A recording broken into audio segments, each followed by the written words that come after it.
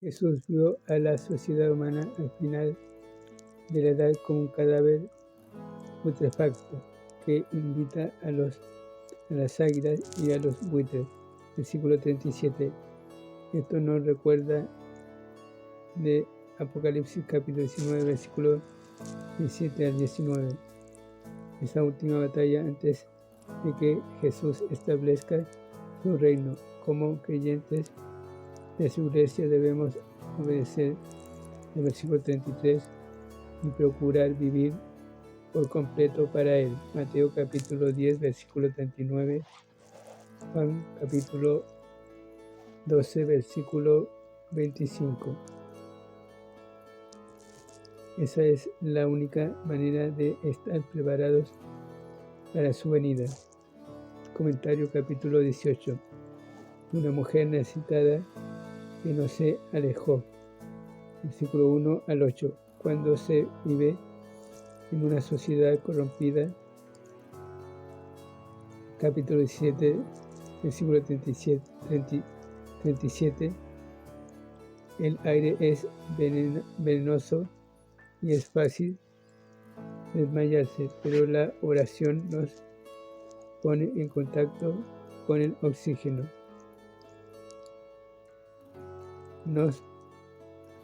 Con el oxígeno puro del cielo para que podamos continuar. En esta parábola sobre la oración Jesús contrasta, no compara el juez egoísta y el Padre Celestial. En esos días era difícil para las viudas pobres conseguir justicia debido a que no tenían los medios para sobornar a los oficiales que lograrían conseguir la actuación del juez. Pero esta viuda no cejó en su empeño hasta que el juez le dio lo que debía recibir. Ahora, si un juez egoísta finalmente satisfizo las necesidades de una viuda pobre, cuanto más el amante Padre Celestial suplirá las necesidades de sus hijos que claman a Él. Esta parábola no nos insta a hostigar a Dios hasta que Él actúe, simplemente nos dice que no necesitamos hostigarlo, porque Él está listo y deseoso de responder a nuestras oraciones. Me hace un argumento similar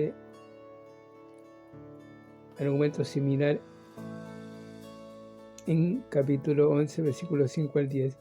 La viuda no tenía abogado, pero nosotros tenemos un sumo sacerdote ante el trono de Dios en los cielos. Ella no tenía promesas, pero nosotros tenemos una Biblia llena de promesas que podemos reclamar. Ella era una extranjera, pero nosotros somos hijos de Dios. Qué privilegio es orar. Un pecador que se fue justificado, versículos 9 al 17. De nuevo tenemos un estudio en contraste. El fariseo hablaba consigo mismo y de sí mismo, pero el publicano oraba a Dios y fue oído. El fariseo podía ver los pecados de otros, pero no el suyo, en tanto que el publicano se concentró en sus necesidades y las admitió con franqueza. El fariseo se jactaba, el publicano oraba. El fariseo regresó a su casa peor que como había venido. El publicano se fue a su casa perdonado. Justificado quiere decir declarado justo. Es un término legal que significa que se ha destruido toda la evidencia y que no hay constancia de que hayamos pecado. También significa que Dios ya no conserva una historia de nuestros pecados. Salmos capítulo 32, versículo 1 al 4, Romanos capítulo 4. En lugar de eso, Él pone a nuestra cuenta la actitud y justicia de Cristo. 2 Corintios capítulo 5 versículo 21. Todo lo cual es por la misericordia de Dios. Lucas capítulo 18 versículo 13. Y no por los méritos del hombre somos justificados por fe. Romanos capítulo 5 versículo 1 al 5. En contraste con el orgulloso fariseo están los niños que Jesús recibió y bendijo. Versículos 15 al 17. Sus discípulos tenían algo del espíritu del orgullo fariseo de la parábola. Tuvo que reprenderlos con cariño. El publicano, sin embargo, era como un niño en su humildad y fe, y entró en el reino de Dios. El joven que se alejó triste. Capítulo 18, versículo 18 al 34. Cuando usted combina lo que registran Mateo, Marcos y Lucas, descubre que este hombre era rico, joven y un dirigente, tal vez de alguna sinagoga. Era inusual que un joven tuviera tal posición, de modo que debe haber sido uno de los más ejemplares. Sin embargo, quería la salvación bajo sus términos, no en los del Señor, y Jesús no podía aceptarlo. Nadie se salva por guardar la ley. Gálatas capítulo 2, versículo 21. Capítulo 3, versículo 21 al 24. Romanos capítulo 3, versículo 20. O por convertirse en pobre y generoso. De esta manera el Señor quiso enfrentarlo a su pecado de codicia. Era cierto que externamente el joven había obedecido las leyes que Jesús menciona en el versículo 20, pero se olvidó de no codiciarás. Éxodo capítulo 20, versículo 17, y hace Colosenses capítulo 3, versículo 5, Romanos capítulo 7, versículos 7 a 8. Si codiciamos, acabaremos quebrantando todos los demás mandamientos.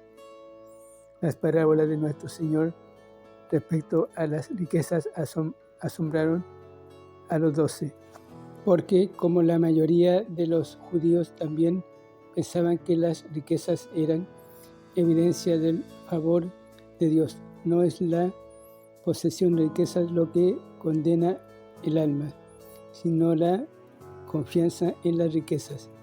Abraham fue un hombre muy rico, pero se salvó por su fe en la palabra de Dios, no por la fe en su dinero. Génesis capítulo 15, versículo 6. Un deseo de adquirir y confiar en la riqueza puede estorbar el crecimiento de la palabra de Dios en el corazón. Mateo capítulo 13, versículo 22.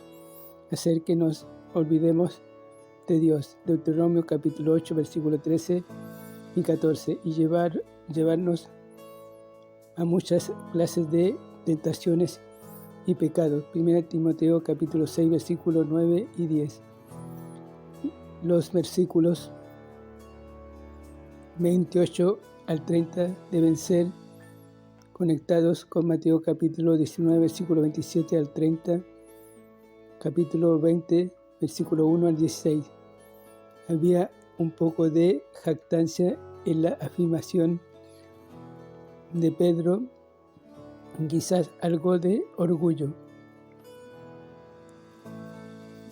Jesús vio esta peligrosa actitud en el corazón de Pedro que tendremos y no que podemos dar. Y a modo de advertencia, vio la parábola de Mateo capítulo 20, versículo 1 al 16. A él y al resto de los 12 les prometió bendiciones en esta vida y en la venidera, pero también les recordó que pronto él moriría en Jerusalén.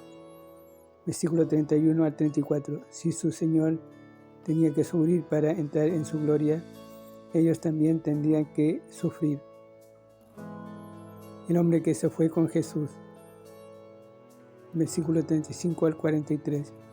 Todavía en camino a Jerusalén, Jesús dejó la vieja Jerusalén, ahora en ruinas, y se aproximaba a la nueva ciudad construida por Herodes el Grande, y allí encontró a 2 ciegos. Mateo capítulo 20, versículo 30. Uno de ellos, Bartimeo, era el más vocinguero. Pudo Bartimeo decir que la multitud que andaba con Jesús era diferente a la de los otros grupos de peregrinos que pasaban.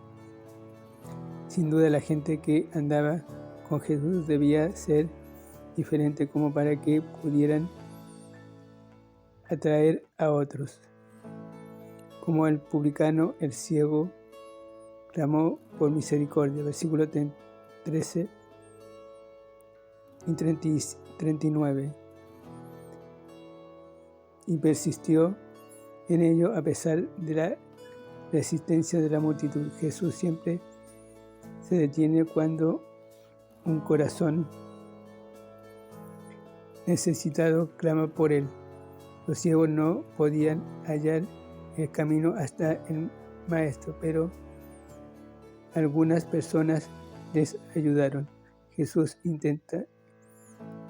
instantáneamente los sanó. Ambos siguieron a Jesús y dieron un testimonio en alta voz de lo que Él había hecho por ellos. El canto de alabanza de María en Lucas capítulo 1, versículo 46 al 55, y compruebe cómo sus declaraciones se aplican a las personas que hemos encontrado en este capítulo.